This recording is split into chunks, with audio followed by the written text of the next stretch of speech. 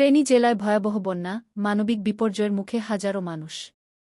ফেনী জেলা বর্তমানে ভয়াবহ বন্যা পরিস্থিতির সম্মুখীন।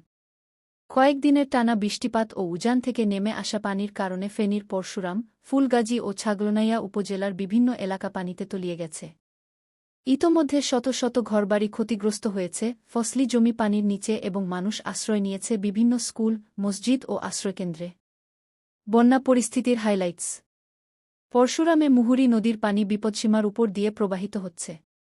প্রায় ৫,০০০ ঘরবাড়ি ক্ষতিগ্রস্ত। প্রায় ২,০০০ মানুষ আশ্রয়কেন্দ্রে।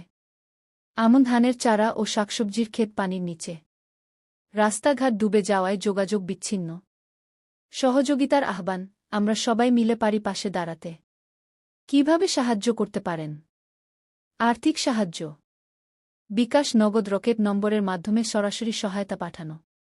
বিশ্বস্ত স্বেচ্ছাসেবী সংগঠন বা এনজিওর মাধ্যমে দান করুন, যেমন বিদ্যানন্দ, আত্মা, রেড ক্রেসেন্ট। খাদ্য ও